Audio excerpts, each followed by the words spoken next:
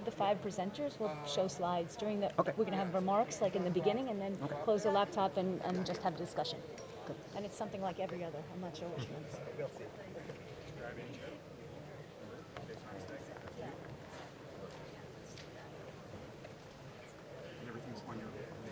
Hi. So we're We're gonna get a quick picture real quick of the panel standing. Is that's okay? Now, 1 second. Thank you so much. So just come over here. Oh. So David, you're not at the end. I think Tom's up at the end. She's waiting for somebody. Yeah, just one person. Yeah. Let me do it. I'll do it too squished. I'll take a picture right now. Spread out. Well, I'll do it now and then. So missing one. Yes. Just here. He was just a second ago. But we need Katana. You were lucky. He was just here. Yeah, he was just here. Okay, great. Let me get like a couple. Okay. Missing someone. Okay, on the panel? Yes. Okay. That's so weird. Yep. Yeah. Sorry. Oh, I'm sorry.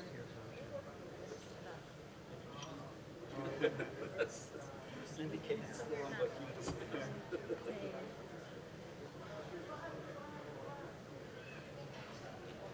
But we need this.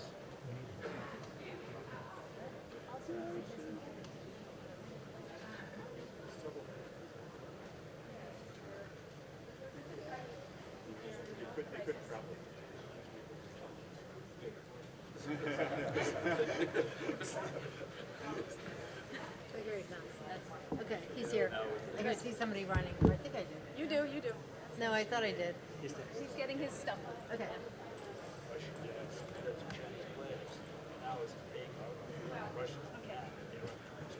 So we are going to set the computer up here. Yeah, And okay. Vince is going to control it for us. But Sure. they would like to take a picture of you. Oh, okay. That's good.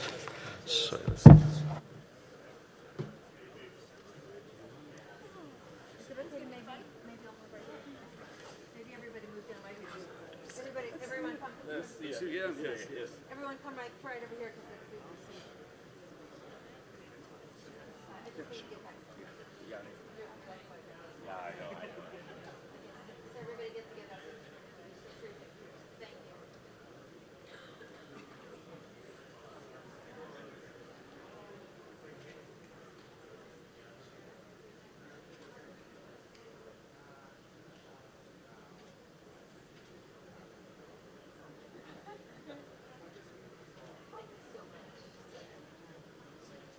So we got don't go. Where am I supposed to sit? Any order? You will sit, yes, at the ends because we're going to present. Oh, that end. Yeah, Okay. the other end, far from me. I'm Yeah, sorry. sure. No problem, no problem. Good to Yes. see you. Okay. Yes. Just making sure. On Saturday. So do you have old slides on your machine? Yeah.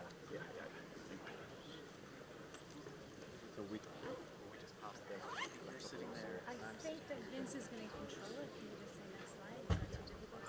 Or do you want to? I mean, we can also go up to the podium to speak. I think it's better to. Yeah, okay, so then What do you let's think? just say. That's fine. I mean, that we either say next slide or we have to go up there. So, Sometimes it's better to stand up. Yeah, I don't mind. You just find your way. I live here. maybe we do it each person I live doesn't in New know. York. My flat was down the street. actually it's just to be precise, subway. That does make you feel more like it. Subway right, That's the part Upper I'm not West liking Side, about it. you know, It's only for 15th Street. 21 minutes. That's crazy. I've always, come. It's like an educated guest. You take a cab or a subway, So it's just again, because it's the adventure of the subway that it's unless something terrible happens, you know exactly the time. With cab, it could be faster. Right. So when you take the subway, do you get recognized on the subway? No, well, it's the name. Name recognition is maybe okay, but face. My piano teacher runs into you all the time in restaurants. Yeah, okay.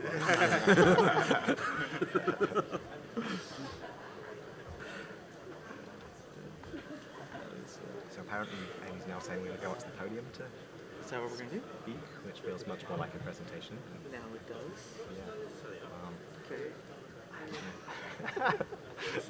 I just went and took out all of my bullet points because I thought, oh, I didn't want to make it feel like a presentation. I was just gonna, so I just have. Just have the picture. Yeah. I was trying to find it a middle ground.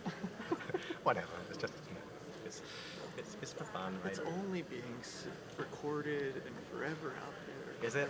Is it? I was hoping it wasn't when I looked around and didn't see equipment, but probably it is.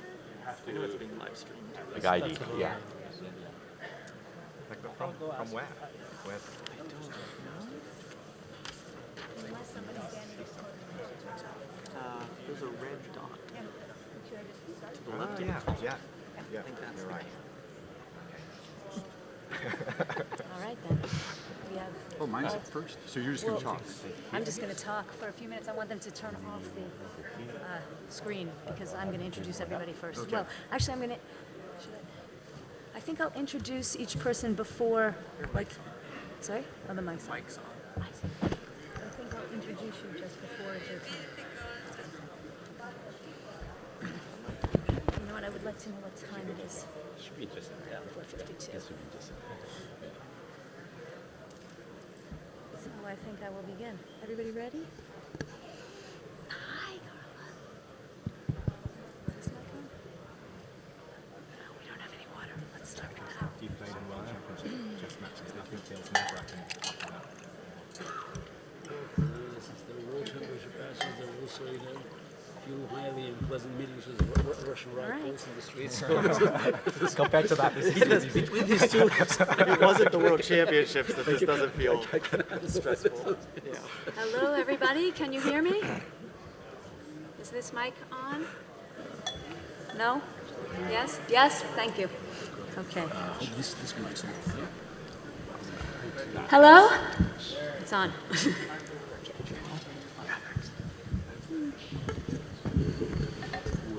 Welcome.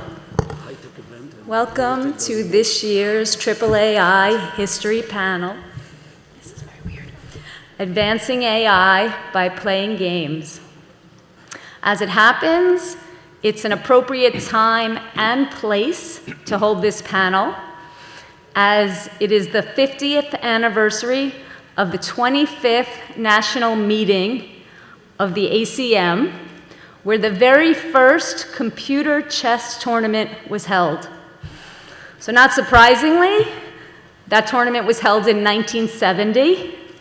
Perhaps surprisingly, it was held here in New York City.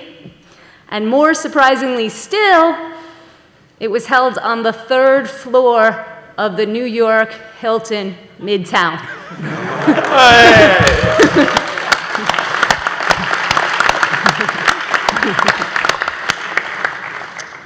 In 1970, the New York Times reported on that event, and they said, quote, "The world's first major chess tournament played by computers proved that masters have little to fear from machines, and that not even a $1 million electronic marvel is blunder-proof.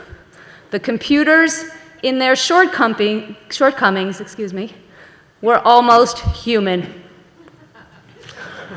So we are here today to discuss our achievements as a field in the area of game playing since 1970. By the way, I'm Amy Greenwald from Brown University. I am very fortunate to be joined by such an esteemed panel. So from left to right, we have Murray Campbell from IBM, Gary Kasparov, help me out. Your choice. Chess Grandmaster, Michael Bowling from the University of Alberta, David Silver from DeepMind, and Kitano-san from Sony Corporation.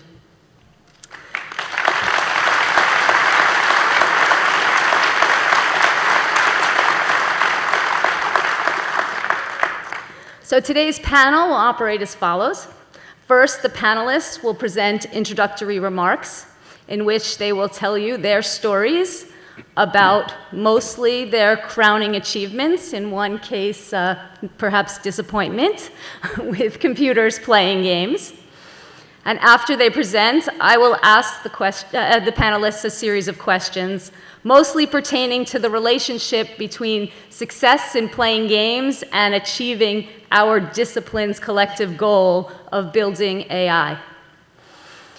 But before we begin, and then we will open the floor up to questions from the audience. But before they begin, I do want to acknowledge several other esteemed researchers who are not on our panel today, but who have also made worthy contributions in this space.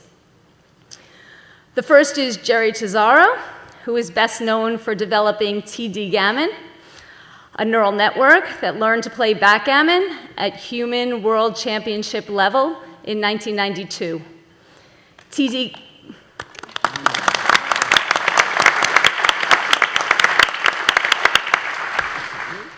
Gammon showed for the first time the great power of combining reinforcement learning with general purpose nonlinear function approximation and stochastic search. Indeed, the DeepMind team who developed AlphaGo expanded upon methods that were first used in TD Gammon. Second, I'd like to acknowledge Jonathan Schaefer.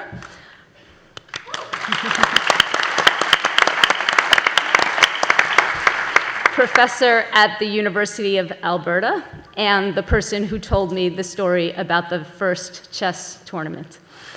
My colleague Michael Littman has called Jonathan the Prince of Human-Computer Competitions.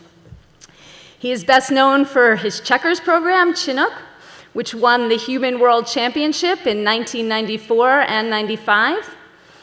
The program was retired from competitions in 1997 when it was clear it was superhuman.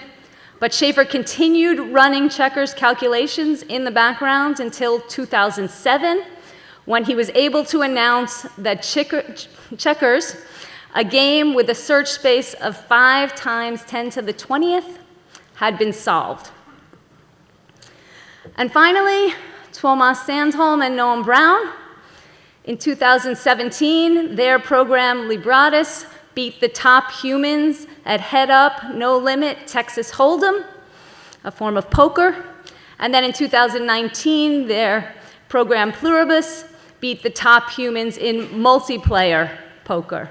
So of note,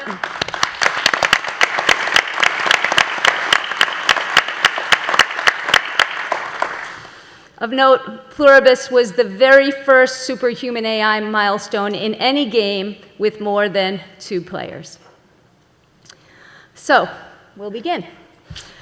Murray Campbell, immediately to my left, is a distinguished research staff member at the IBM T.J. Watson Research Center and a manager in the IBM Research Organization. He received his bachelor's and master's degrees in computing science from the University of Alberta and his PhD in computer science from Carnegie Mellon University. He was a member of the IBM team that developed Deep Blue, which was the first computer to be the human world chess champion in a match. He has received numerous awards, including the Allen Newell Medal for Research Excellence and the Fredkin Prize.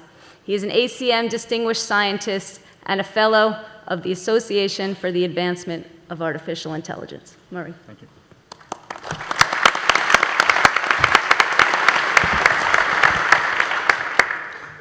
Okay, I'd like to discuss the history of games and AI by giving 4 perspectives on how it's progressed, mostly focusing on computer chess.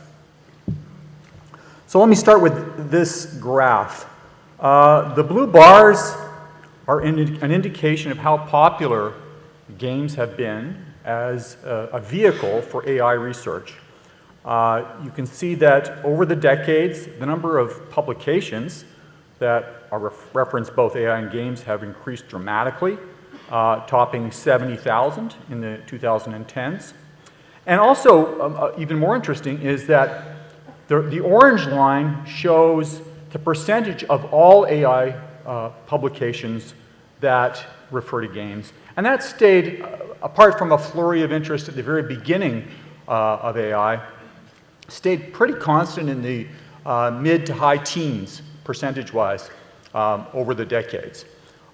Just a caveat, not all papers that refer to games actually use games as domains, but a substantial fraction of them do. Okay. So IBM also has a long history of using games for AI. The very first working program, chess program, was developed by Alex Bernstein back in 1957. And in those days, the challenge wasn't to get it programmed to play well, it was to get it to play chess at all. The computers were very limited in those days. One of the very first demonstrations of machine learning was done by Arthur Samuel in the game of checkers. And he developed many foundational forms of machine learning back in those very early papers. Amy already mentioned Jerry Cesaro. I think the thing to note here is that this work was done in 1992, which was maybe 10 or 15 or 20 years before one might have expected that it would have happened. The next picture is myself, a 23-year younger version of myself, sitting across from our other panelist. And this was the, of course, the Deep Blue match in 1997. And of course, the Watson system was able to tackle a completely different class of games that involved language and defeated the top human players at the game of Jeopardy back in 2011. So this is a graph of chess ratings over time. And there's one big story in this, and that is the green line. That's how computers have progressed over the decades. The blue line is the rating of the top player in the world at the time. And the red line is the rating of the average of the top 10 players in the world. So there's the one big story, but there's a bunch of interesting little stories in this picture as well. First of all, at the far right of the green line, recent years, some of that increase is due to the work of David and others in AlphaZero. And interestingly, you also see in the blue line, around 2018-19, an increase. And that's because world chess champion current world chess champion Magnus Carlsen has been using the output of AlphaZero and looking at its games and studying them and learning from those games. And he's able to, he's in a recent article said he's used that to increase his advantage over his rivals. There's another interesting little story here on the blue line, and that is that there's a big gap between about 1985, 86 or so, and all the way through 2005. There's a substantial gap between the top human player and the average of the top 10. Of course, Grandmaster Kasparov was that blue line for almost that entire time. And I would...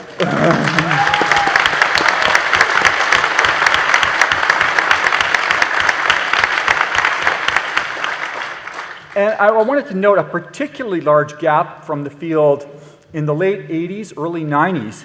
And maybe a question for him later will be, can he attribute some of that gap to the use of technology? We'll ask him that later. Okay, so now I have just a few quotes, mostly referring to computer chess, that help us understand the question, why have games been interesting for artificial intelligence? First quote is from Claude Shannon, who wrote a very famous paper in 1950. Games will act as a wedge in attacking other problems of similar nature and greater significance. And this is back in the pioneering era. Another interesting quote from that time, within 10 years, a digital computer will be the world's chess champion unless the rules bar it from competition. This was 1958. So this was wrong for two reasons. One is that he got the time frame completely wrong. And second, the approach that they imagined that would be used to eventually win was completely unlike what they thought. And we're talking about Herb Simon and Alan Newell, founders of AI, Turing Award winners. Simon was a Nobel Prize winner. So they were completely misunderstanding the state of the art in those days. I won't read this entire quote, but I think it's quite interesting that researchers in those days were really thinking that chess was a great problem for studying how people think about games and using the same techniques, planning, reasoning, perceptual abilities, and so on. It turns out that this is a quote from Jonathan Schaefer, who Amy mentioned, and Donskoy said, "It's perhaps unfortunate that alpha beta came along so early in computer chess history." What they're saying there is that alpha beta, which is a relatively simple algorithm, doesn't require a lot of the techniques that Alan Newell imagined would be needed, happened to work incredibly well in chess. And that was what the basis of the kinds of programs that, until AlphaZero, that was what caused it to go reach human level, human grandmaster level, and then superhuman level. And finally, I'll mention a couple of quotes. I won't read them in their entirety, but you can see this is a new era of optimism. There's been several fantastic pieces of work in the past 3 or 4 years that have focused on using games of various sorts, including chess, to make progress. And the optimism is that these techniques will lead to major breakthroughs in other areas of AI. And I'm hoping this will provide the material for some of the debate that we're about to have. Thank you.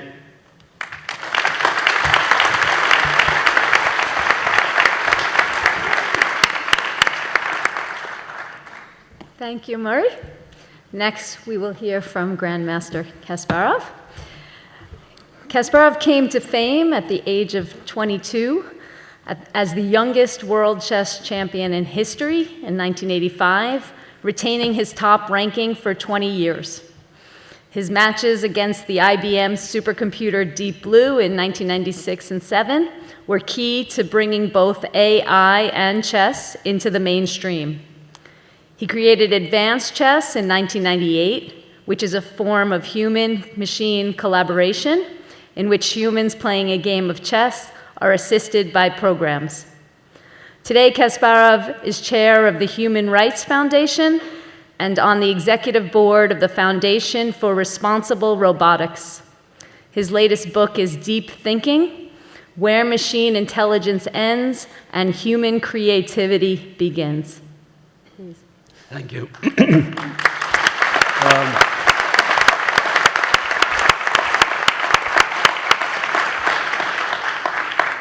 I hate being treated as a victim. It's for many years I've been pondering with the question whether Deep Blue matches, thank you very much mentioning that I won the first one, was a curse or a blessing. 20 years ago, I would probably, say curse. Now I believe it was a blessing because, it was inevitable, and I was very happy and a lucky man to be part of this great experiment. But since, I cannot compete with this esteemed panel on computer knowledge, so I can probably tell you the human side of this story, and about mistakes humans made from very early days. And even the greatest of computer scientists, they had certain misconceptions. Murray briefly mentioned them. From very early days, chess fascinated investigators of human intelligence, like Alfred Binet, the inventor of IQ, who believed that if he could find out how the brains of chess players worked, he could actually unlock the secrets of human intelligence. I always say that it's very flattering, but let me tell you, without, again, just upsetting my esteemed colleagues, former colleagues, chess players, that definitely in my case, the aptitude for playing chess is nothing else than the aptitude for playing chess. But it's also not surprising that the chess attracted such geniuses as Alan Turing, Norbert Wiener, and Claude Shannon, and many others. They saw chess, as a great opportunity to make machines think like humans. So for them, it was not a question if, but when machine prevails in the game of chess, that could be the dawn of, a new era. They didn't know the term artificial intelligence yet. And it's also quite surprising that when you go all the way back to these days, late 40s, early 50s, they thought that for a machine to win, to beat top human players, it will have to play like humans. So they didn't believe brute force could be successful because they had a very meager computing power in their hands, and they knew that chess was, call it mathematically infinite. According to Claude Shannon, the number of legal moves, I think it's 10 to the 46th power. So that's pretty big. So, and so they concentrated on what Claude Shannon described as type B machines, the machines that will somehow emulate human cognition. And it was a big mistake because definitely Deep Blue was not a type B machine. It was a classical type A machine. It was as intelligent as your alarm clock. a very expensive one, $10 million or a piece. But still, it was not intelligent. But again, it didn't have to be. Because what we didn't understand, or understood too late, is that for machines to surpass humans, it doesn't have to solve the game. All we have to ask is to make fewer mistakes. That's it. So when we talk about driverless cars or about Google Translate, so we are complaining, machines are not reaching 100% perfection. It doesn't exist in the universe. All we have to ask is for machines making fewer mistakes. Actually, in case of chess and every other game, it's not just about number of mistakes, but it's about the magnitude of mistakes. Humans, even the best of us, are poised to make mistakes. And you need a machine that will benefit from these mistakes. And was Deep Blue stronger than Garry Kasparov back in 1997? I don't think so. I probably disagree with this rating. I think that's, no, it's the only way to compare objectively is when you look at the computers now. And when people ask me, so what about today? I say today, and that's the diagram showed, today the difference between Magnus Carlsen and, don't mention AlphaZero, but Stockfish, Houdini, all the programs that you can buy online and install on your laptop, the difference between all these machines that you can just, use on your laptop and current world champion is about the same as between Usain Bolt and Ferrari. So now, by the way, it's also interesting, to see the phases of, machines learning and challenging humans. At first, it's just, it's a joke, it's not going to happen. Second, machines can compete, but they're weak. And then the third one, which is by the way, on the history timeline, is just one dot. It's the shortest one. It's a window of competition, where machines are strong enough to compete. Humans are still strong enough to resist. But again, it passes out very quickly. And then machines are much better forever after. So going back to these matches, and again, we can look at these games, analyzing them with our chess apps today. I'm not sure, maybe Murray will argue, but I suspect that a free chess app on your mobile device now is stronger than Deep Blue. Okay, that's yeah. So that tells you everything about the Moore's law, but it also tells you that is, in these games, it's not about machines being perfect and understanding how to play. It's all about reaching a certain level where all humans, including the best of us, will be doomed to make few mistakes that machine will use. And that's what's happened in 1997. Again, could I play another match? And probably, I think that for a few more years, I was, I could be a good match to Deep Blue. And I played a few other matches with other machines like Junior, Deep Fritz, both were ties.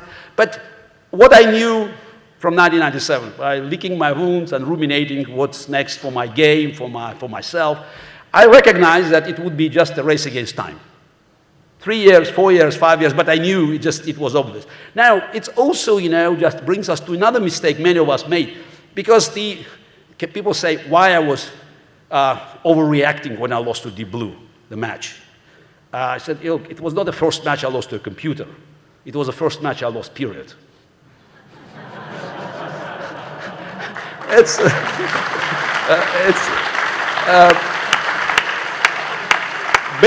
But speaking about machines defeating humans, we already had these unpleasant experiences earlier. From appearances of first chess engines like Fritz and others. So in 92, 93. So, I played blitz games with them, lost some, won many more. Then I played rapid, it's blitz 5 minutes chess, rapid 25 minutes chess. And also I lost, I think match in 1994, 2 games, just in rapid chess. Then I came back, beat this computer. It's a German program, Genius. So, and we lived under the impression that's the only reason why we were losing to these, little beasts, because the game was quick. 5 minutes, 25 minutes, we didn't have time to think. What if we had more time to think, then of course it will be different. Because more time for us, more time for the machine. And if machine is getting better, eventually it will go to the same equation. So I didn't understand that the goalpost will be moving not only for us, but for machine as well. So that's why now, 22 years later, 23 years later almost, so I'm just looking at these matches and I recognize that, look, I could probably resist better. I could play probably a better match. It's the funniest thing, when you analyze these games by having your chess app today. So, and it says the moves that was celebrated in 1997 as the product of a genius, human genius, and silicon genius, in 30 seconds, Stockfish or any other program will tell you that you should laugh on it. So, because again, machines are just so fast that it's in a couple of games that were just, were thoroughly analyzed in 97, and we believe that it was that's really a masterpiece. Won game 5. That was a draw. I mean, they will tell you in 30 seconds that it's Deep Blue made a mistake. Gary could win. Gary missed it, and then Deep Blue saved the game. So we didn't see it in 1997. So that's why again I reached a conclusion after 1997 that it's not about us against machines. It should be us and machines. So that was my idea that was mentioned. Advanced chess, human plus machine, playing against other humans plus machines. And I thought it could be an ideal lab for future research to understand how humans and machines can cooperate. So, and chess served well. So we found many interesting things, that explain what is the best ways of human-machine collaboration. And that's why when people say AI, and I think AI is as overused word as strategy. So this is whatever is just, it's AI now. And it's just, you talk to general public, they say, oh, AI is just, we're going to die tomorrow. No, say again, stop watching Hollywood movies. So and it's actually, it's just again, maybe I'll be contradicted by some of these great minds on the panel, but I think that is while the general public thinks AI today is some sort of Windows 10, I feel it's just early days of MS-DOS. No, we're moving in this direction, but it's just this time. So and also I think it's important for us to stop fearing that. So that's why I tell people, look, AI is a term that was introduced in I think it's early 60s, but I rather call it augmented intelligence than artificial intelligence for 2 reasons. One is it sounds friendlier. When you say augmented, you don't think of Terminators and Matrix and killer robots and other bad things. So not to lose your sleep. So over technological progress. 2, it's a better reflection of human-machine collaboration. So because it's why games, and there will be many games mentioned here, why these games are not just demonstration of machine superiority. For a simple reason, it's a closed system. And that's what I believe. In every closed system, machine will eventually prevail. So the question is that whether machines, could move information from one closed system to another one. Just, it's not for me to discuss. But right now, it's just let's agree that every game, even such complicated games as Texas Hold'em poker, it's still a closed system. And in this closed system, machine knows the odds. It always knows them better than humans, and it makes fewer mistakes. So again, I think what's important for us is actually to look in the future and recognize that we should do something machines cannot do. Because even in sleeping mode, machines cannot dream.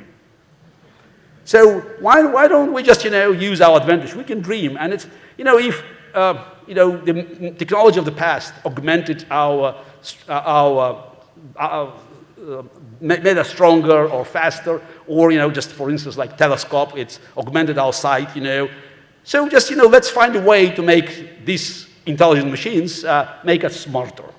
So I believe that AI doesn't make us redundant. It's a promotion, potential promotion. So we cannot change our hardware. We'll build with who you are, but we can definitely upgrade our software. So, but what's important is like with a telescope, if you put it, if it stares in the ground, you will not see anything. So again, we should look at the stars and just, take machines learning and new computers and new technology as a blessing, not as a curse. Thank you.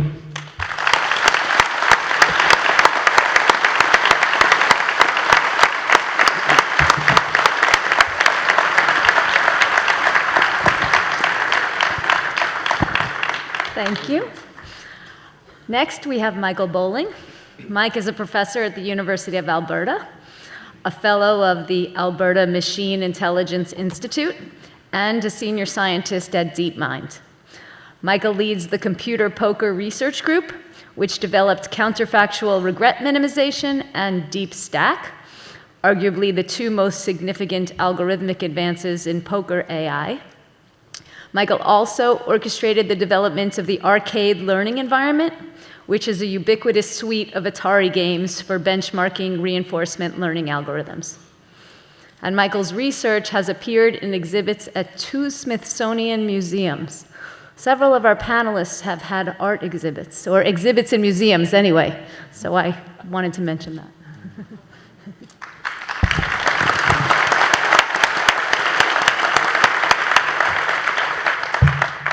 Thank you. It is daunting to go after Mr. Kasparov, but I guess I don't have much choice in the matter.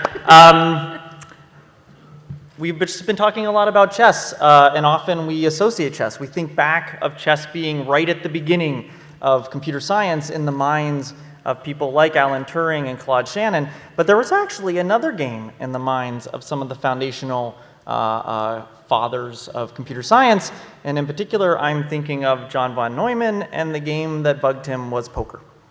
And so in the 20s, John von Neumann started developing what would become the modern game theory as we know now, and in that seminal book that was published in 1944, there's an entire chapter on poker and bluffing. And what John von Neumann, I think, was trying to do was trying to really come up with the mathematics of intelligence, the mathematics of rational decision-making, the mathematics of how we go about making decisions. And that's what he was fighting to build mathematics of. And I think maybe it's a little bit hyperbolic to say that his shift toward later in his career to looking at computers could arguably be said to be about taking that mathematics and saying, if I'm going to make it real, if I'm going to compute it more than just on paper, at the size we need to make the kinds of rational decisions we need to make, I'm going to need computing devices to do it, because it's more than we can do on paper. And so I really think that there's some kernel of this game of poker bugging him, going all the way to we need computers and building the models of the first computers. The modern, maybe more modern reboot of what we think of AI and poker right now really started in the late 90s, though. Mostly chess took over the world as being the game that we were going to measure AI for. And it wasn't really until the 90s, pretty much after Deep Blue, there was actually a graduate student, Dars Billings, who walked into Jonathan Schaefer's office. You had mentioned Jonathan already, and basically started trying to convince Jonathan that the game after chess was poker. And so why was that? What is special about poker? So hopefully there's the obvious thing, if you know anything about the game, which is I don't have all the information I need to make my decision. I don't have the other player's cards, but that's going to be critical to making the right decision. And that's very different than what you might see in a game of poker, where all the information is on the board in front of you. But there's another thing to think about when you realize that you don't have all the information because you don't know the opponent's cards. You also have to remember they don't have all the information. They don't know your cards. And when you reason, you have to equally reason about that as well, too. And this is what makes one of the reasons the game is very challenging. But there are other reasons. Notably, poker is a game that does not just have a win, loss, or draw outcome. It actually has a sort of continuous outcome of how many chips are actually changing hands. And this actually adds some complexity to the game as well. It's also a game that has chance involved in it, which makes it very hard to evaluate programs. The difference between a professional and an amateur player, if you really wanted to statistically separate those things, might take 30,000 hands of the game, 30,000 playings of the game to figure out who's actually ahead. So that adds another challenge. And in addition, if you want to actually try to produce play, much like we would want for chess, that is a program that can't be beat, then we have another problem that is, if we're going to actually measure that, it is harder when you have programs that are trying not to lose chips, not to guarantee that they're winning, that this idea of just playing them head-to-head doesn't always give you the answer as easily as it does in games of perfect information like chess and Go. So starting from that, I think really momentum started a few years later with the annual computer poker competition. So Thomas Sandholm at Carnegie Mellon University and my group at the University of Alberta started essentially a competition that had lived at AAAI for over 10 years. This competition involved many dozens of entries being submitted every year, involved a workshop where we shared ideas, and I actually can't think of a better instance where you can watch a community building up around a particular scientific question and making massive progress in a short period of time. And so what happened as the result of that massive progress? In 2008, we hit the milestone that Polaris was the first program to beat professional players at a variant of poker at all, which was the game Heads Up Limit. This was the first time we had seen a computer beat humans at an imperfect information game that they played. In 2015, in a similar pattern maybe to Jonathan Schaefer, my group who developed Polaris also went on to develop Cepheus, which attempts to solve the game of Heads Up Limit. So we wanted to go further. We wanted to have a program that could be guaranteed not to lose, no matter who it played against. Now, to do that, there was some approximation involved, so what we could actually guarantee was that it was so close to perfect that a human in its entire lifetime of playing against it couldn't figure out that it wasn't perfect, and that was the bar we set. In 2016, 2017, we have the release of both Libratus that we had mentioned out of Thomas Sandholm's group with Noam Brown, and we have DeepStack coming out of my group that were both programs that were able to beat professional players at Heads Up No Limit. Which is a game that has now many, many more actions in front of it compared to the game of Heads Up Limit. But you also, again, one of the challenges is being able to interpret what do the other players' actions means when they make them. And then in 2019, we heard about Pluribus that took similar ideas from those and went on to actually beat human players at the multiplayer game. So what's actually maybe a little bit interesting is when I go through those milestones, there was actually 4 science papers out of those milestones coming out of the combination of Dr. Sandholm's group and my group, which is a little bit more than Go, I think.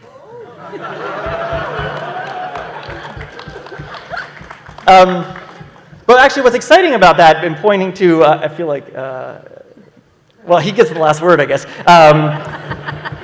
But actually pointing at that is to say what's really exciting isn't really those milestones at all, right? It's not. It's, does it really matter for us that we have computer programs that play poker better than human players? And the answer to that is unequivocally no, it doesn't matter unless we learn something scientifically from that progress. And this is leading towards something else. So I think what's really exciting about what happened over this 15-year period from the beginning of the computer poker competition to now is what science has actually happened. So the counterfactual regret minimization algorithm was developed specifically with poker in mind, and this is an algorithm that's able to solve imperfect information games that are 1,000 to 10,000 times larger than the best methods that came before it. And now this isn't anything about Moore's law, this is accounting for Moore's law, it was able to do that. We also have the idea of decomposition. It was originally thought that for imperfect information games, you had no way of breaking the game up into smaller subgames. The way you would search from a particular position and analyze a position in chess, there was just no way to do that in poker. And we now actually know how to decompose imperfect information games and in particular poker, and that's the basis for things like DeepStack. And then we also have variance reduction techniques. If we're going to actually validate these results and get statistically significant conclusions, we're going to have to do it with very little data. We're not going to be able to run 30,000 hands. And so we've actually developed methods that can do so in 10 times fewer hands in a totally unbiased way. And in fact, these ideas are general. They're used in policy gradient methods in reinforcement learning. And so some of this came out of what happened over the last 15 years in poker. So I actually can't think of a more ideal setting to say this is what a game can do. It can crystallize a bunch of researchers to care about a set of problems and then make rapid progress over a short period of time. And poker is a perfect example of that. Thank you.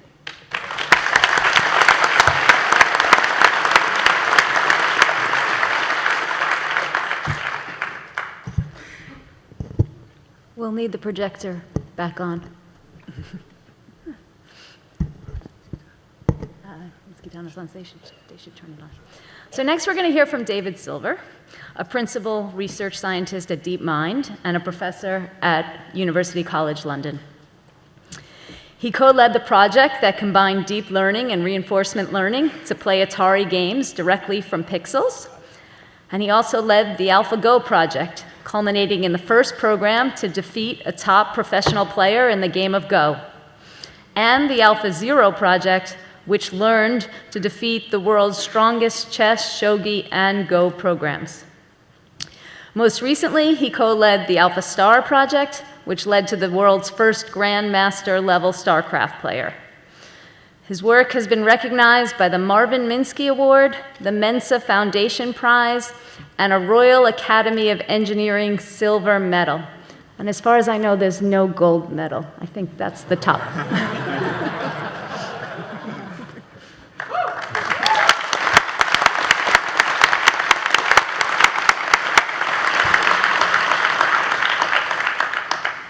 Thanks, Amy. I must say it's a real pleasure to be here.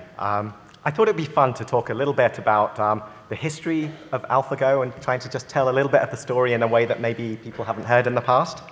So to begin with, I think it's helpful to take ourselves back to understand the context in which AlphaGo and this question of Go was situated. So we've already heard that the 90s were, in some sense, a golden era for heuristic search in games. So many of the major games, such as chess, checkers, backgammon, Othello, they were all cracked in the sense that people were able to build AI systems that could defeat the world champions in all of those programs respectively. There was one game which remained stubbornly immune to the kind of approaches which had been used in those games, and that was the game of Go. And it turned out that the heuristic search techniques which had been used in those other games simply didn't scale up to the challenge of Go. And this was perhaps because of the difficulty of actually just, more human difficulty of understanding what's going on in a position. Is it even possible to understand what's going on when you see this mess of black and white stones, and no one can really tell you how to evaluate that position? And this led many people to really feel that maybe going back to the early questions of Simon and Newell, that maybe Go really had this characteristic that if we could make progress in understanding what was going on in a position and really cracking this game, that would really represent a step forward for AI. And one thing which really represented this was the creation of the Ing Prize, which was a $1.4 million prize pot that was put forward and was actually challenged for every year up to the year 2000 when it expired. And there were competitions where the best computer Go program, the winner of the tournament, would go and face up, and the prize would be given for the first program to defeat a human professional Go player. Now, unfortunately, the Go programs at that time weren't quite up to the challenge.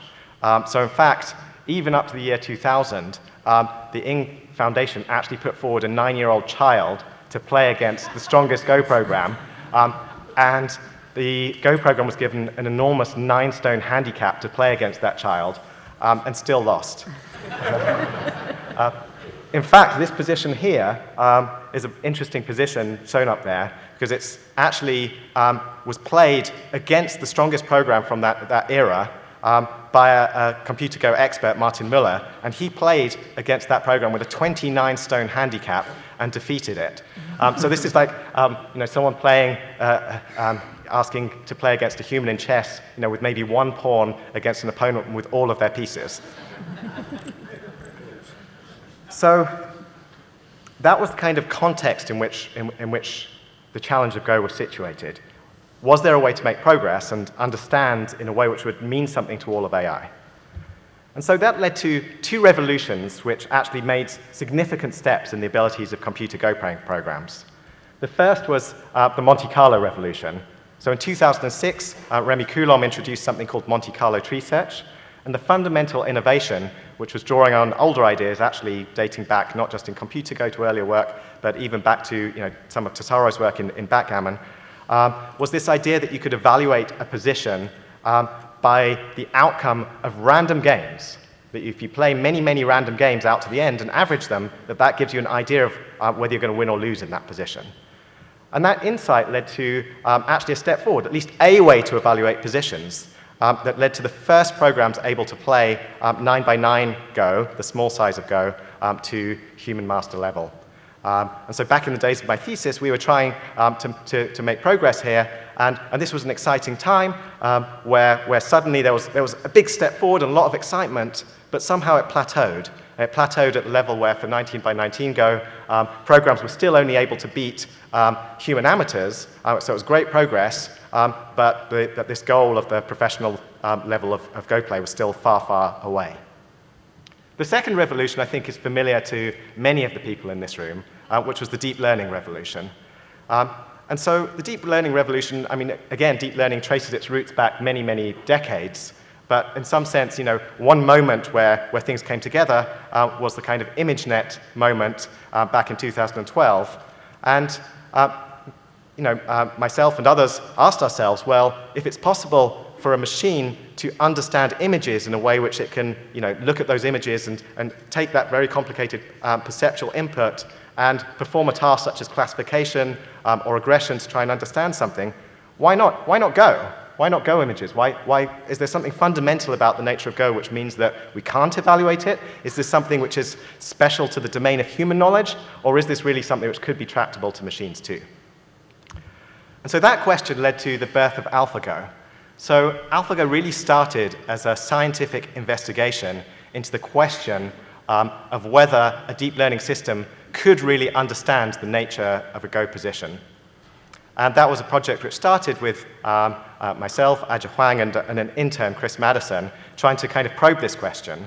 And one of the initial successes was that we were able to build a system which was able to actually predict what a human might do in a Go position in a way that led us to think that actually that question of evaluation was now something which could be addressed. So the second revolution, in some sense, was being able to evaluate Go positions not through random behavior, but through a deep idea from AI, which is really learning how to understand that position.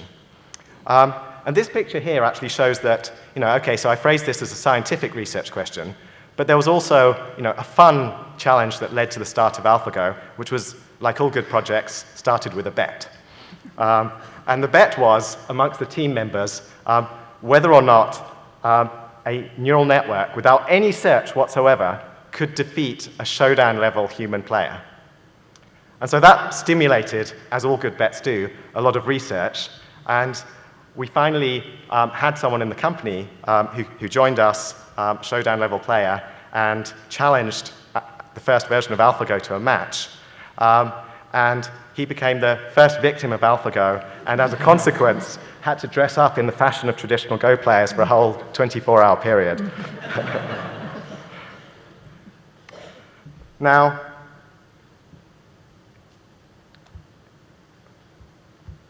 moving forward from that, once we saw this result, felt it was really just a matter of time that if we had the ability to evaluate positions in a way which could actually defeat down-level players without any search on top of it, it felt like an inevitability that at some point we would be able to scale up those methods to the point that we would be able to beat top human players. And so if it was to be inevitable, I rather hoped it could be us that would actually go and do it. So this led to scaling up and trying to accelerate the project, and we started to pull together a team to do this, which led in a few months' time to us defeating the European champion Fan Hui. And even after that point, when we started to challenge the world champion, we had to try and estimate and think to ourselves, based on how our progress seemed to be accelerating, to try and make an estimate of at what point we would be able to challenge the world champion and have a chance of defeating them. And so 5 months later, there we were in Seoul, competing against the 18-time world champion Lee Sedol, based purely on looking at the gradient of a curve of our own evaluations and trying to predict whether that would be enough to actually go and beat this amazing world champion player. And I felt naively confident until arriving in the room and discovering that the entire world's press was there and 100 million people were watching, and suddenly started to wonder if maybe this actually could turn out other than how we imagined. But the pressure was immense, both on us, but even more so on Lee Sedol. but he was really a true world champion, and there's something really special, and we're fortunate enough to have a true world champion with us, but there is something amazing in their ability to actually, when they're competing for a high-profile, high-stakes tournament like this, to try everything.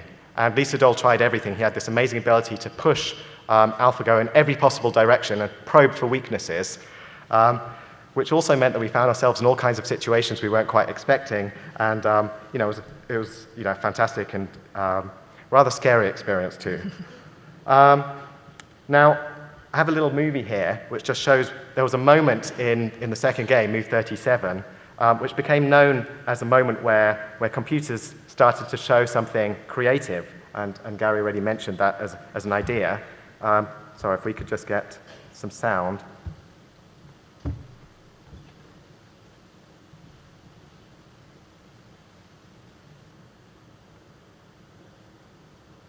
Is there sound?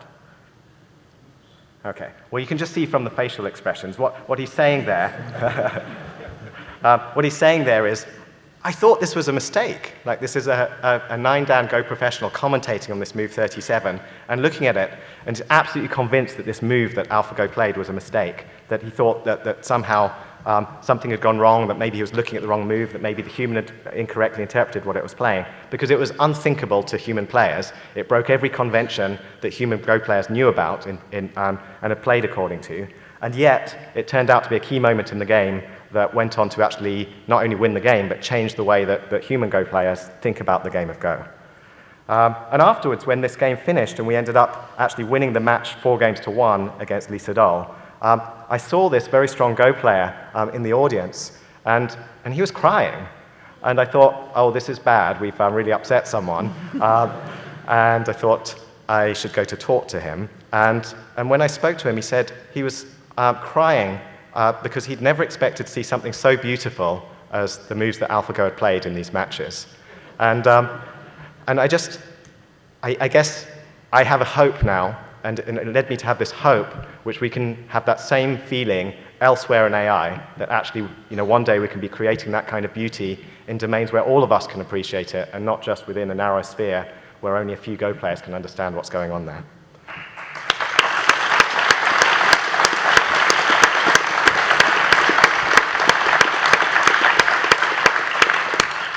So I should also say that AlphaGo wasn't, 100% success, in that it also had issues. And one of those issues was something we called delusions, which was this inability for AlphaGo to understand what was going on systematically. Sometimes for 10, 20, 50 moves in a row, it would just kind of misunderstand what was going on in a position.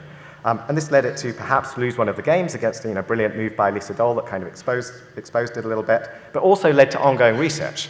Because if that could happen, that meant we weren't at the end of the journey. There was still more that could be done. And that led to the next chapter, which was AlphaZero. And AlphaZero really, for me, was about going back to first principles and asking if there's something which our systems don't understand, despite our best abilities to kind of put all of human knowledge into them via supervised learning, and then build on top of that with reinforcement learning and search, what was missing? And in the end, what we discovered was that by going back to first principles and taking out all of those extra pieces we'd put in there as humans, thinking that we were helping, by taking all of that out and going back to first principles, we allowed the system to discover its own knowledge and correct for its own inadequacies. And that actually corrected all of these delusions and led to much, much stronger Go programs. In addition, not only was it discovering knowledge for itself and overturning conventions of Go wisdom that had been around for thousands of years, it was also something which we could then, because it was a general purpose algorithm, we were able to apply to other domains. So here is a picture of one of the first games it played against Stockfish. And this position is notable because it's one of the first times, probably the first time a computer program ever chose to sacrifice a lot of material for unclear gain.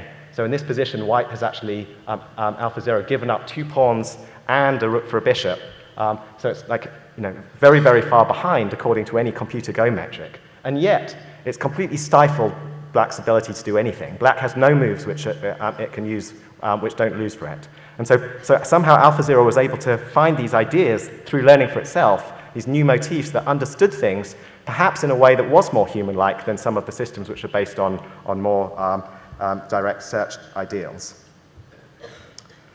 So I just finally wanted to close with, where we went after this, which was more recently the last chapter in some sense, which was MuZero.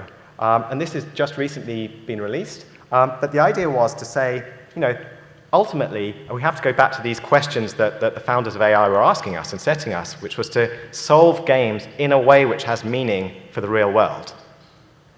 And one characteristic of the real world is that it's a really complicated place, and that we don't really know, our agents don't really have access to the rules by which the world operates. And if they do, it's at the level of, the microscopic, like Newtonian mechanics, or macroscopic general relativity. I mean, that's not useful for a system to understand and comprehend the world. They have to learn to understand the world for themselves, and then achieve their goals within that. And so that was the idea of MuZero. It's a system which basically learns the model for itself in such a way that that model contains all the knowledge that it requires to be able to plan ahead and solve for whatever its goals are. And that system was able to not only achieve the same kind of superhuman performance in chess and shogi and Go that we'd seen in AlphaZero, but it was also something which we could then apply and crack this challenge which Mike Bowling had mentioned earlier of Atari, and actually get to the latest state of the art in those domains.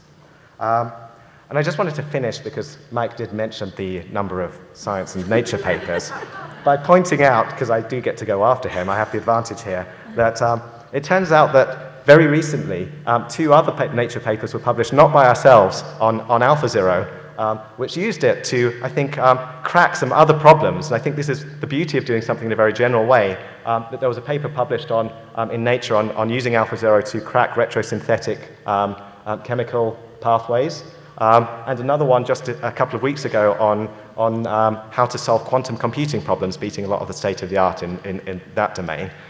So I think that takes us up to +1. Thank you very much.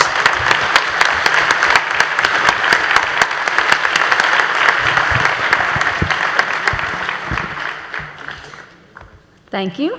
And finally, we will hear from Hiroaki Kitano, who is president and CEO of Sony Computer Science Laboratories, corporate executive of Sony Corporation, a head of Sony AI, and professor at Okinawa Institute of Science and Technology Graduate University.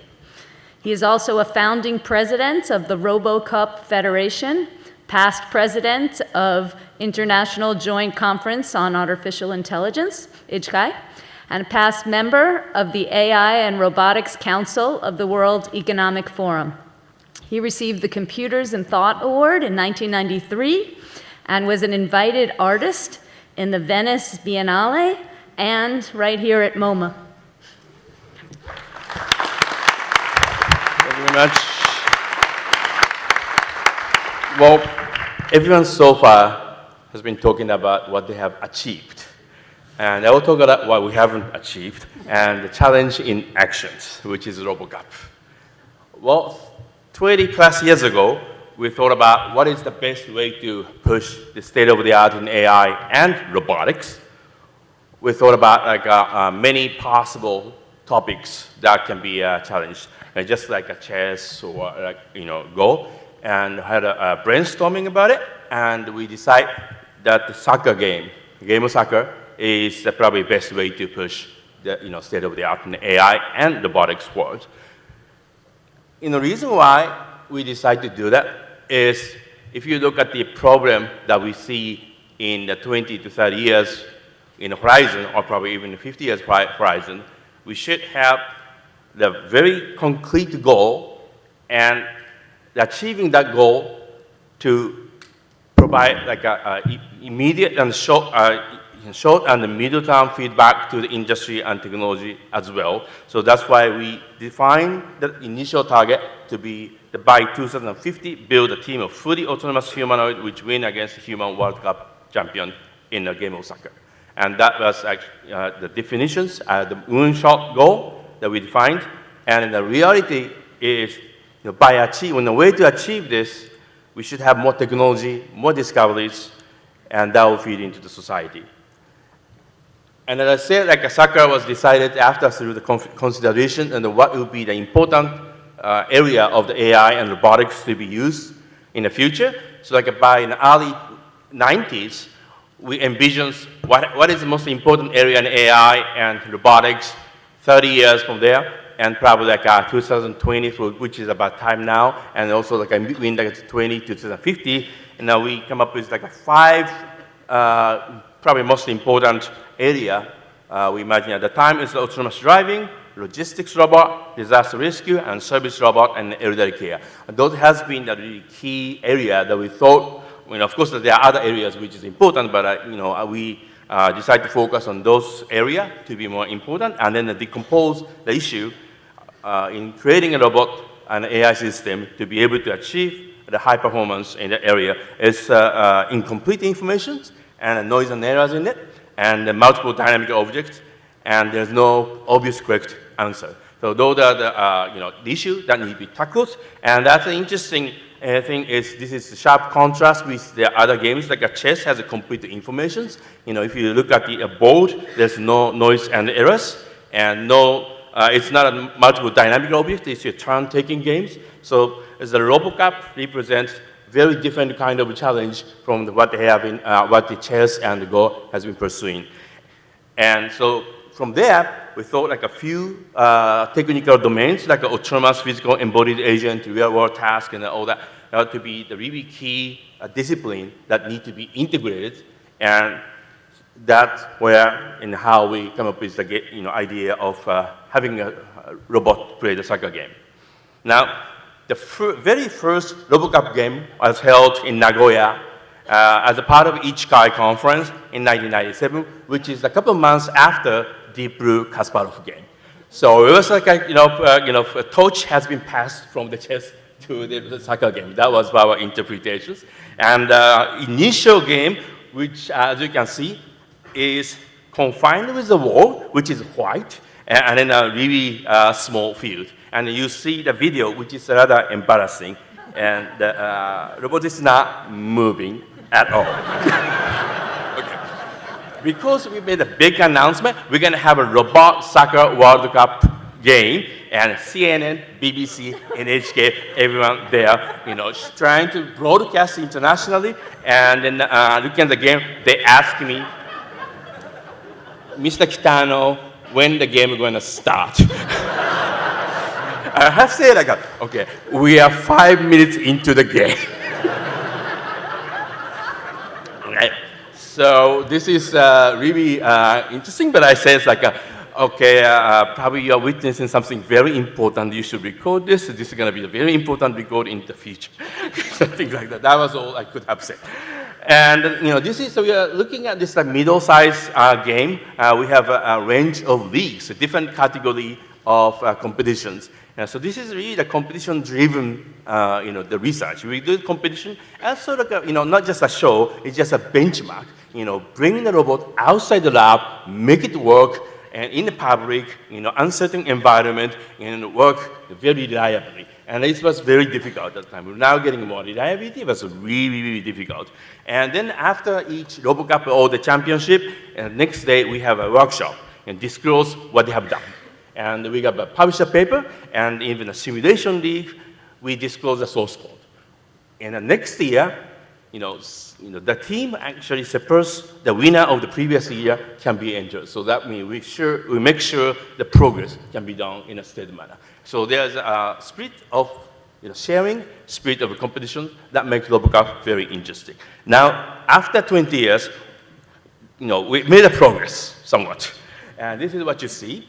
And this is the final game of the middle-sized league last year against a German team and then a Chinese team. And you can see there's a very real-time and dynamical passing around and all the teamwork formations and then all that and all the recognition. So this is a fully autonomous. Once the game is started, you cannot touch the robot unless you have to really remove it or just deploy. And then everything goes autonomously.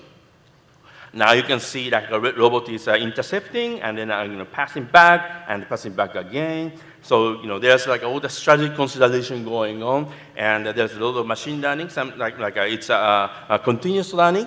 So some of the robot team adapt to the opponent's strategy, and so you can change. This is really the dynamical, on the fly learning and the strategy adaptation. That's what's going on right now. Of course, like we have a humanoid league as well and a small size, the range of leagues. Okay, but of course, like this include AI and robotics. And so not really the algorithms, but also you have to have like a sophisticated robotics component in it, and that's very difficult. Now, what is scientific contribution? There's many, but at the same time, I would like to emphasize that when you play show the robot competitions, it looks like a show, but there's a lot of science behind it. And every time we have emphasized the scientific sharing the scientific outcome. So after, as I mentioned, after the competitions, we get together, run a workshop, and everything will be published. And also, like Peter Stone, who is the conference organizing chair of this JPAI, his computer thought about is from the RoboCup. So like this, it's a many scientific contribution as well. And also, as you can see, some of the code became open source. Like one of the examples is Hector Slam. It's one of the most widely used Slam in ROS, and this is from RoboCup competitions. Not just like a scientific contribution, we have industry contribution as well, which is like Amazon Robotics. For example, Amazon Robotics was created by Mick Munitz and Ralph DeAndrea and Peter Woolman. And Ralph, at that time, he was leading the Cornell Big Red Small Size League in the Robotics League. And they have, with the Nick and Peter, they decided to apply the small size league to the logistics problem, and then autonomous bottom-up distributed logistics warehouse management system, which is acquired by Amazon now, Amazon Robotics. Okay, so I think it's very important to emphasize. If you look at the 1990 game when robots not moving, how you imagine, this will happen. So like I think it's really important. Stick to the imaginations and have to keep your obsession alive, and that's very important message we are learning from the RoboCup. At the same time, RoboCup is not just a soccer. We have like an education league, which is RoboCup Junior. Every year, 250,000 kids getting into the RoboCup Junior, and we see many faculties decide to pursue technology and science career because of RoboCup Junior, which we are very happy with. At the same time, you see like 2001, we have like a very first RoboCup rescue simulation and robotics league. That was in Seattle and in early in the August. And this is the first time like, all the rescue robot teams bring the robot outside the lab and make it work, and had a lot of debugging on site. Now what happened months later is this. That's 9/11. This is the footage from one of the RoboCup rescue participants, Professor Robin Murphy's lab at that time in University of Southern Florida, was called upon immediately after 9/11, terror attack, and they brought her rescue robot on site, the base camp in the midtown, and they go into the ground zero, keep the search and rescue operation for 3 weeks. And this has been that we have like 200 hours of footage, and their rescue professionals analyze the footage and make annotations, what they should be looking into, and distribute to all the rescue people. And that is one of the major contributions the RoboCup rescue made, and all the RoboCup are very proud with these operations.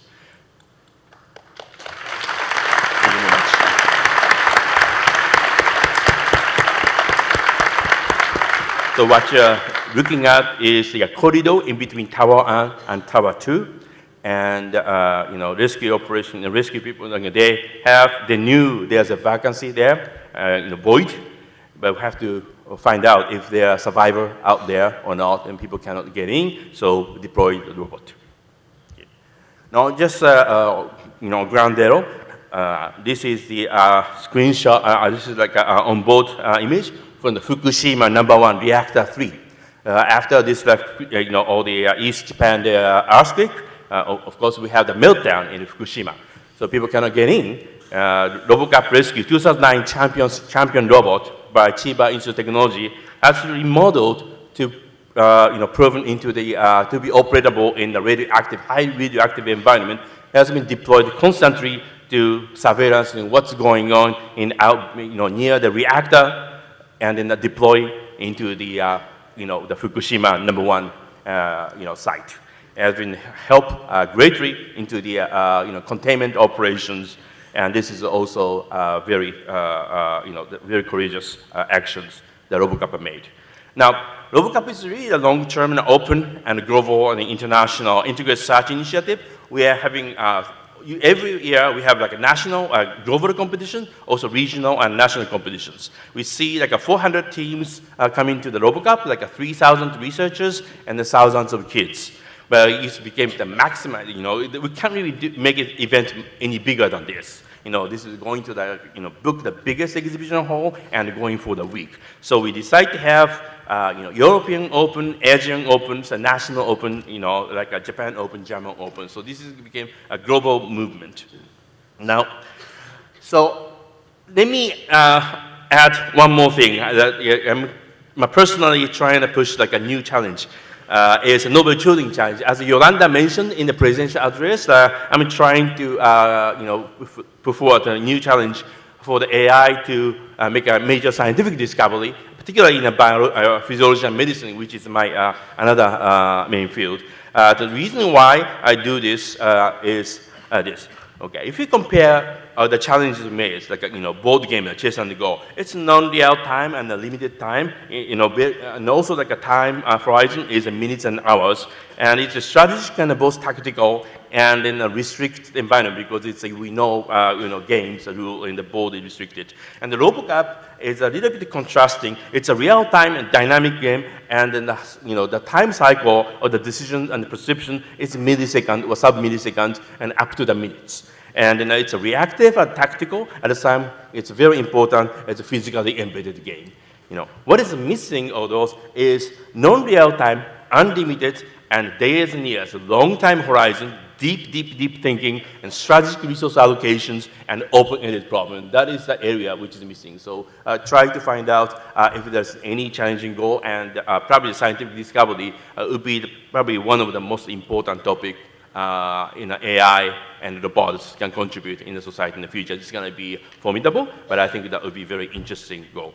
Thank you very much.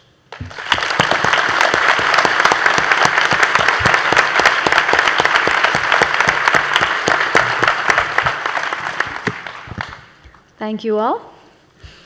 That took twice as much time as I budgeted for. But we will still proceed, at least with my questions.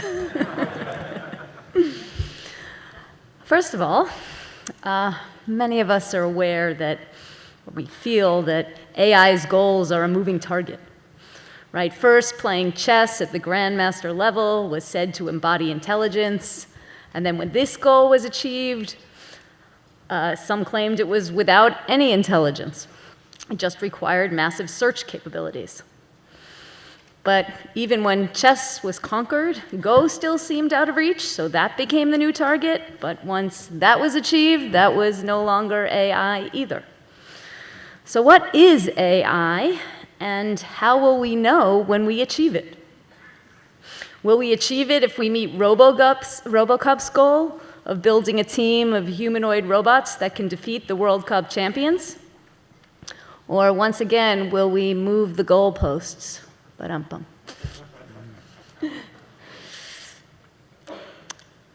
Murray, would you like to take that one? I could start here. So one big problem, of course, is of terminology. There's no universally accepted definition of intelligence or artificial intelligence. So it makes it easy to argue both sides of the moving the goalposts statement. I think we're now beginning to realize that generalization is a key part of what intelligence is. Being able to take what you've done in one task, learn from it, and apply it to another task. And in that sense, Deep Blue, which generalizes within a game, it can solve or can tackle any position within a particular game, is less intelligent than AlphaZero, because AlphaZero can transfer to, probably you could define just about any two-player zero-sum perfect information game, and it would do a credible job at playing it. So we have to be really careful when we talk about these kind of things, defining what we mean, and if we mean generalization, then it is possible to have very, very limited generalization, and I think we're moving in on the positive slope here towards more generalization in our programs. I think we're here on a very slippery ground because we're trying to sort of apply human characteristics to something that is profoundly unhuman. So we could look at the bottom line, of course, and then, if you look at the bottom line, then even Deep Blue was intelligent. So just because it could achieve, certain results, even better than humans. So I think that again, we should be very cautious. For instance, saying AlphaZero was creative, because creative is a human term. I don't think you can apply it to the machine for a simple reason. Creativity means you are looking for something new, accepting, a chance that it could be wrong and you can fail. Machine doesn't do it. It looks creative to us, and I have to accept that a lot of things that AlphaZero did and the moves that it introduced, they were, I learned, I was not active player already, but still, it was very instructive. So we could learn more about the game. But if for us it's creative, for machine it's simply following the patterns. It did this move, it sacrificed the material because comparing this position with 60 million other games it played, it believed it was, it had a better outcome. Again, machine knew the odds. But again, somehow it's sort of a mirror or maybe poltergeist because we think it's creative, machine thinks it's the best move, period. So, and as Rory said, it's generalization. So can machines do things based on similarity, not on precise knowledge? So we definitely could see a transition because Deep Blue was, let's call it optimization. It could process effectively human-generated data. AlphaZero operates within human-created framework, but it was able to generate its own data and compare many positions that it reached against this data. It's a transformative stage. So it's a step in the right direction. But still, I think we should remember that when humans do something, so we call it creative, it's because we want it. Machine plays chess, machine plays even soccer. Just it doesn't understand what it's playing. So it's at least for now. And I always recall it's this, I think it was a great definition if we look at the semantics. It's in 1976 in his book Computer Power and Human Reason, a great AI pioneer Joseph Weizenbaum. He talked about difference between deciding and choosing. Machines can decide. Humans can choose. Because at the end of the day, you go to the very bottom and the machines made this decision because I was told so. Human made a choice because I wanted it. So as I said, it's very slippery ground, and I just think it's just, we should debate it, but we should not get stuck. Because what I believe, if we truly reach AI, it will let us know.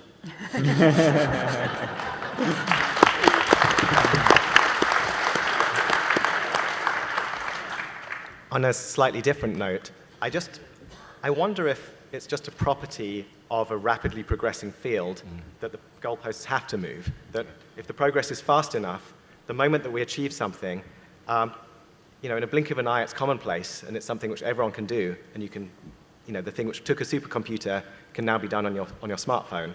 And so I think it's a natural progression that the goalposts move, and maybe that's okay, and they'll continue to progress, and they'll continue to move. And will there be a moment where suddenly we have AI? Probably not. It will continue to move and continue to progress. There's no limit to intelligence.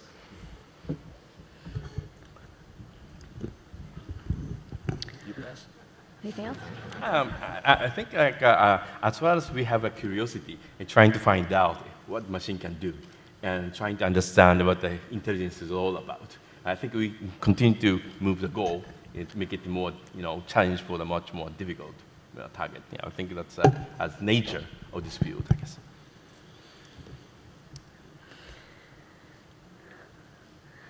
So, according to DeepMind's mission, it is to, quote, solve intelligence, and then to use intelligence to solve everything else. So my first question for the panelists is, are DeepMind's goals ambitious enough?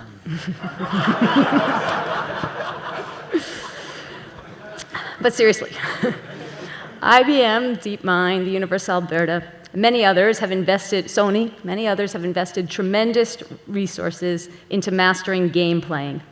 Is this a path to solving intelligence?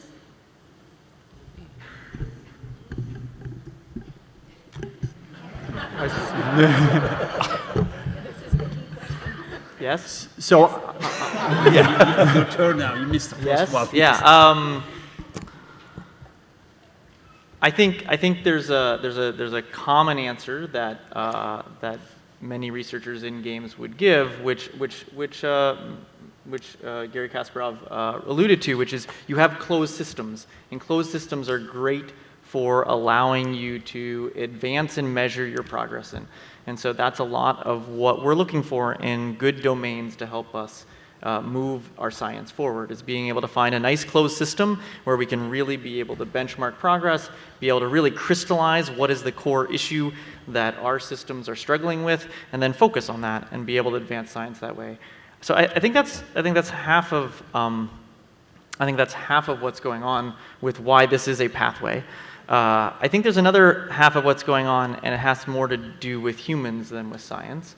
And I think it has to do with what games mean for us, and maybe I'm getting somewhat speculative here. One of the classes I teach is in fact on game design, so I have thought quite a bit about games long outside of like the actual design of them and where they come from. And in this field, there's sort of this story that designers will say about the role games play, that in fact games are largely about humans are sort of, in some sense, hardwired to want to play games. And this actually comes from the source of our intelligence, maybe even at like the primate stages. That early on, you needed to hunt for food, and you had a couple of options. It's very dangerous to go hunting, so you could hunt every day, and then you would engage in this very dangerous activity, and that wasn't good for your health and your promotion of your genes, say. And another option is you could hunt only when you're hungry, and then you would not be skilled to hunt, and this would not be good for the promotion of your genes. And then another option was you could practice. And what's going to motivate you to practice would be that you would invent some rules to a game that would engage you in this practice. I would start throwing rocks at a tree to see if I can improve my aim, and we're hardwired to do this. I think that fact that we're maybe a little bit hardwired to play, and that games are about adding structure to play, is in fact actually really important to the development of intelligence. And that maybe it's not just about we pose games to our agents, but our agents start posing games to themselves. So I think it depends on what kind of game. Probably a game need to evolve by itself as well. Like many of the game is about solving the problem of winning against competitors, and that actually towards a specific goal. And then so many of the problems in the real world may be able to define frame that way. At the same time, if you look at the scientific discovery, for example, and look at a lot of interesting scientific discovery, how they has been achieved is they're trying to solve some problem, happen to be discovering something else. Like some of the experiment didn't go well, and found out, wow, this is actually applied for something completely different, which is unexpected. So it's not really the problem solving in one way, but like trying to find out there's a new goal out from there, some sort of unexpected things. Like if the goal, kind of game actually evolved to have a multiple goal or emerging goal, and I think that would be very similar to the very complex problem what we are facing in the world. Also, like all the multiplayer games have like all the human factor, and then technical problem is easy to solve. It's hard, but we can solve it. The human problem is very difficult to solve. Like if there's all the human interactions into the game, I think it's much closer to the real world. It could be interesting how the game can be used as a test bed for the real world problem. And many of the real world problem is very difficult to evaluate if you are doing okay or not. You can't, very difficult to evaluate in a certain state of the move. And if there is a good move or bad move, it's not obvious. And how can you actually evaluate that, or how can you go through that to achieve what you want, or you discover unexpected path, which result in a very big turnout. would be very challenging, but I think it would be interesting. It's like if the game evolved to that way, that kind of game, I think like a game can be an interesting, model for the much broader real-world problem. Can I just comment on the DeepMind mission? So, I mean, I would say that intelligence and solving intelligence is the scientific question of our generation. And so, is it not entirely appropriate that we have companies devoted to trying to crack that question? And would we not be disappointed if there were not companies trying to do that? And not just companies, but communities, academics. It feels like it needs all the attention and focus it can get. Now, regarding using games as a path to get there, I see it as an expedient pathway whilst it's helping us along that goal. And whilst games are able to provide meaningful and useful challenges that help us to make progress towards that goal, we should use them because they have very nice properties, they're constrained, we have clear benchmarks, they're clear and easy to work with. If it turns out that our path ends up needing something beyond games and we start to require properties beyond games, I wouldn't hesitate to step in that direction. Games, besides the practical benefits that games have, that they are easy to use, there's practically an infinite variety of games, each stressing one particular dimension, or maybe more than one, of what we consider to be part of intelligence. And so it's easy to go out and find a game that is beyond the state of the art and figure out what it would take, but not too far beyond the state of the art, and figure out what it would take to actually make serious progress.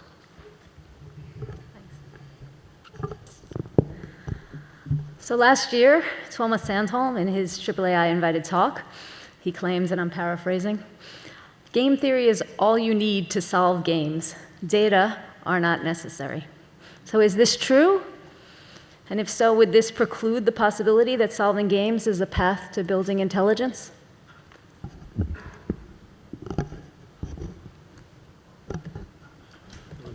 Just one quick comment.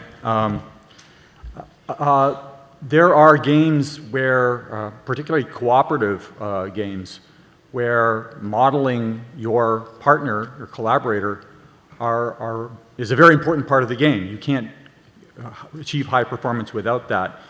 And that doesn't emerge naturally from the structure of the game. It requires data, it requires experience. Well, I think I don't have any context for that quote, but I will have to respond to it in its contextlessness, which is to say that the context, I believe, but Thomas, you can correct me, it was the context of solving poker. So maybe in the context of poker, this is accurate, right. but more generally in cooperative games so and I other have to games. interfere. You said solving. It's not about solving. It's about playing better than humans. So I think this again. We should be very careful with the semantics. You cannot solve any game. We as a community it's just are not basically good you just about what reduce the word number of solve mistakes to make this machine unbeatable for humans in a specific game. And then there is a rigorous definition of solved, and we rarely use it in that phrasing. I think in one sense you might be able to say, do we need to be able to see high-level play to be able to play it ourselves? And if that's the form of data that you have, that seems like the answer is no, we don't need that. And in that case, I would totally agree with it. If there's a sense in which maybe what you mean by that is we shouldn't actually be practicing the game. We shouldn't be we shouldn't have to take actions and use our own, say, self-play. But I think self-play is such a fundamental idea that it would be sad, seemingly, to abandon what is really, really powerful methodology for being able to understand both games through being able to play it yourself, but then that same idea should be able to, and in fact, MuZero showed that we can use that same idea of just being able to not know the rules, be able to take data as the raw experience, and be able to learn to play Atari games, where we don't have the rules of the game, so it's unclear where game theory would give you the answer. Mm-hmm. Mm-hmm.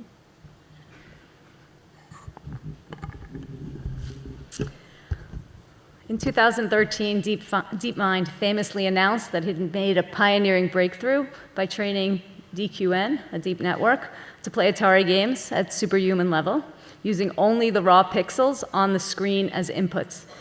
In other words, we had advanced beyond AI game-playing programs that excelled only in their reasoning abilities to AI that incorporated both perception and reasoning.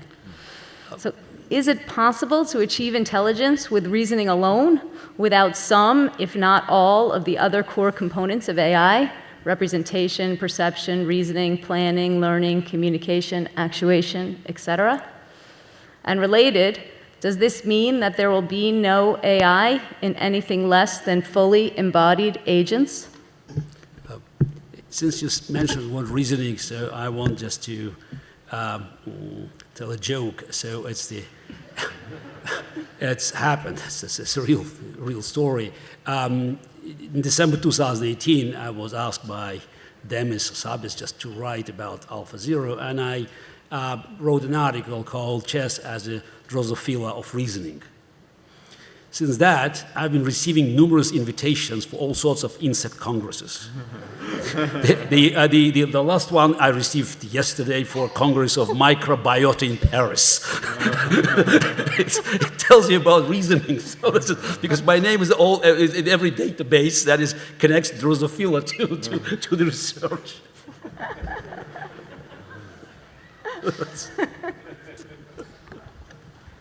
So I'd like to think that the goal is maybe to try and connect reasoning to perception, that ultimately any intelligence has to operate, whether in this real world or in a simulated world, it has to operate in some stream of observations coming in and actions going out. And it's ultimately going to be necessary to connect that stream of what it's seeing and acting to its own ability to reason about what's going on in that world. And so that process of going from percepts coming in and actions going out to something which enables it to understand and reason about it may take many forms. So you mentioned DQN, which is kind of model-free, very directly addressing that problem of how to reason about the world in whatever the neural network happens to be doing is its reasoning process. There's no explicit search mechanism there. Perhaps in AlphaGo, maybe even more remarkable than whatever it did eventually is the fact that a neural network by itself, with no search at all, was able to reach the standards of very, very strong human players who devoted years and years to studying, and maybe this is the canonical domain where we previously would have said, well, you have to search, you have to have explicit reasoning to be able to do anything there. And so maybe the way in which we connect reasoning to perception may not look like how we used to think. It may not take the form of an explicit search, or it may. And I think we should be open-minded, but I think it's clear that the goal is to develop ever greater understanding of a world which comes purely from this sensory motor stream of interactions, and to comprehend that world through some process that captures all of what we mean by reasoning, even if it doesn't do it in the way we think. I mean, if you have reasoning there, but to able to perform what has been, all the perception, the reasoning, and actuations in the real world, and of course we have the physical interactions, obviously, which is robotics, and or the embodiment is going to be very important.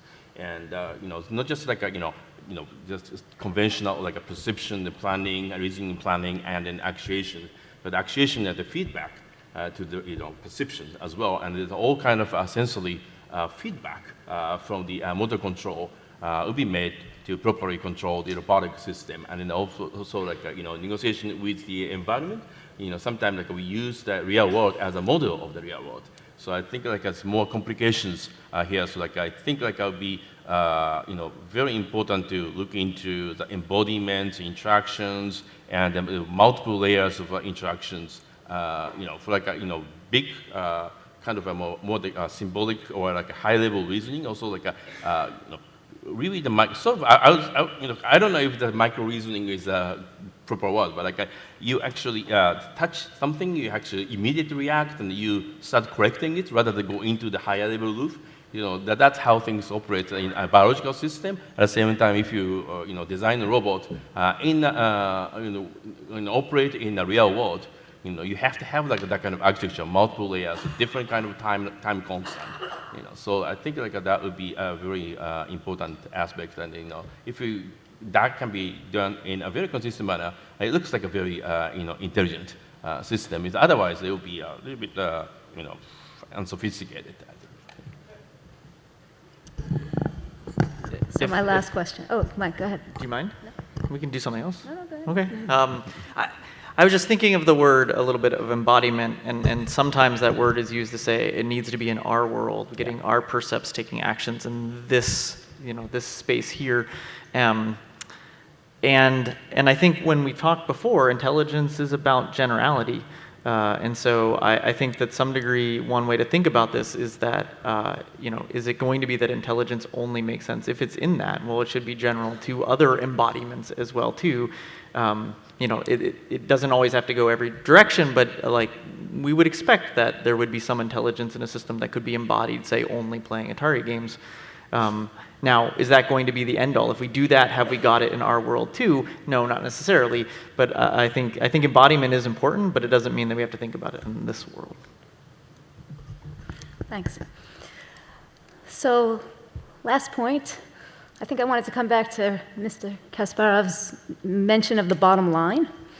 It relates to a conversation we were having at lunch, which is whether or not, you know, once the machine is able to, even if it's stored, like say, let's think about Chinook and checkers being solved. Maybe it has a table and it can look up the move to make in every possible position somewhere. So it can achieve its goals.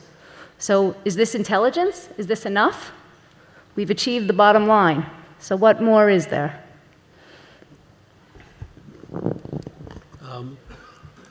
Bottom line in chess doesn't mean it's a perfect move. It's just, again, it's a move of the high quality.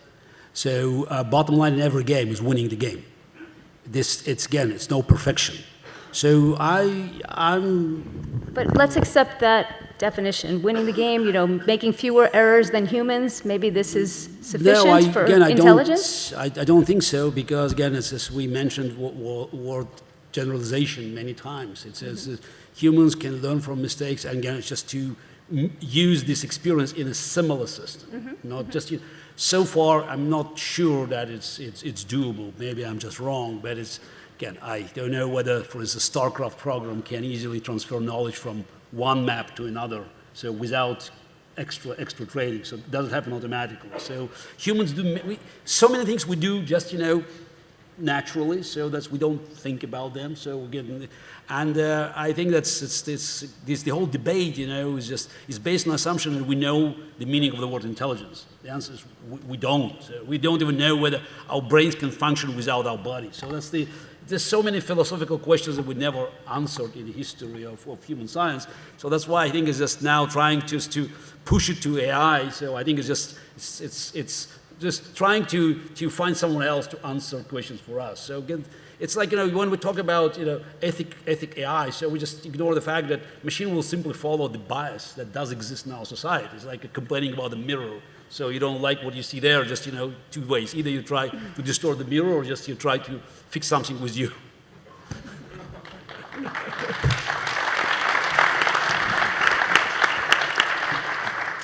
So I agree there are many definitions of intelligence, but that shouldn't stop us from trying to give one. And let me try, which is to say, a very simple definition of intelligence, which is widely used in our community, is the ability to achieve goals. And so in that sense, if something plays very well at checkers or at chess, we should say it's achieved its goal, the one that it's been set. And what differentiates things which are able to generalize is that their goal is harder, that there are some goals which require generalization in order to achieve it. So for example, if you take a human, in order to achieve their goals of whatever they are that have been set by, say, evolution of survival and so forth, that in order to achieve that goal, humans have to be able to act very generally and learn very generally and be able to solve all kinds of different problems along the way. How to manipulate objects, how to move around in the world, how to communicate, how to influence other people to do certain things. These are all things which are required in order to achieve their goals as effectively as possible. And so the level of intelligence depends on what you're asking, the goal that you're setting the system. And if you're setting a challenging goal in a challenging environment, then there's all kinds of level of intelligence that can be achieved. If you're asking for a goal in an environment which kind of saturates and you completely crack checkers and it's solved, well, there is no further intelligence that can be achieved in that domain. So I think that the nature of intelligence depends on the nature of what we're asking it to do, and it's something which if we're satisfied with something achieving its goal, well, so be it. We can ask for something harder afterwards. But it's not achieving its goal. It's achieving the goal that you set up for this entity.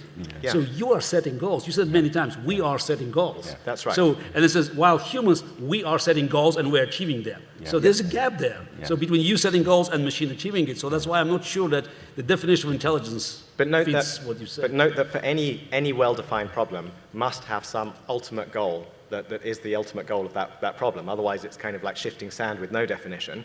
Now, in order to achieve that ultimate goal, the system may set itself all kinds of sub-goals. So it might be that in order to achieve its ultimate goal, it might have to set itself all kinds of motivations and proxies of things it wants to achieve along the way to do that. So it can still set itself goals of a sort, but for some ultimate purpose. And I think if we don't have that ultimate purpose, I'm not sure that we can pin down intelligence in any way that will be meaningful for us to study it and understand it. You said many times want, you use, I don't believe the machine wants to do that. So it follows some sort of instructions that's just embedded. Yeah, that's a difference from the machine and the biological system. I'm biologist as well, and the ultimate goal is survival and reproduction. That's our ultimate goal. And then I deal with microbials, and they are very, very intelligent in a way to solving problem, and they are more probable, And then the virus is not sure if there's material or the life forms, but it's so they have a very different kind of strategy, I would say, and then that's very sophisticated if you look at it. It's not the kind of intelligence we see in ourselves, but they are very clever in adapting to the environment. Achieve the survival and the reproductions, and really depends on I think what we're talking about here is our view of intelligence, So if the problem is actually down to the survival and the reproductions, I mean, as a microbial may be doing much better job sometimes. I feel still like what we want is the general principles of intelligence. So coming off of Dave's comment, I feel like what we want to be able to do is for any goal that we might set for the agent, in which we're setting it, but maybe the agent is adopting it now. For any of those goals, we would like a procedure that could go about trying to achieve those goals in ideally as broad a range of domains as possible.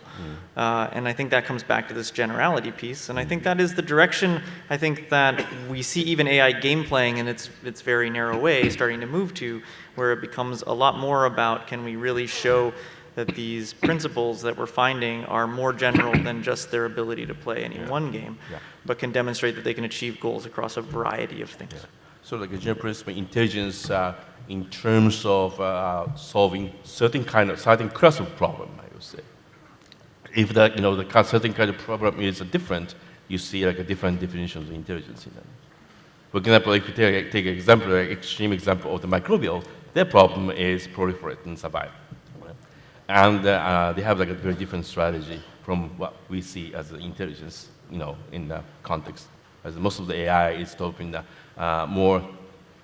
another problem is the more complex problem, or more structural problem in the macro scale, rather than what the bacteria or the microorganisms are dealing with. But perhaps there may be a future organism which, in the same context, is able to achieve much better in the same context that those organisms are succeeding in. Perhaps will do even better through learning and adaptation. I think intelligence is a byproduct of evolution. So in a certain organism, it's better to have our kind of intelligence. So that actually increases the chance of survival.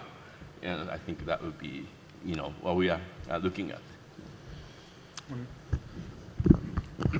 I think it's important to distinguish between the system that executes on a goal and the system that builds the system that executes on a goal.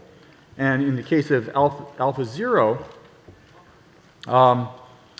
the learning part builds the executing system that actually is trained to play chess. And I think that distinction will be useful in future work. I think with that, we have to stop, I'm afraid. This is a lot of fun.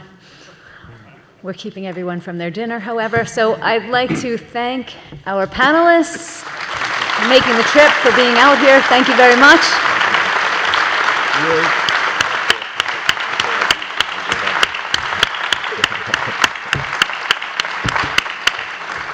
They've obviously made tremendous contributions to our field and to games in particular, and I think they've convinced me that making progress in games is making progress in AI, so hopefully they have convinced all of you as well.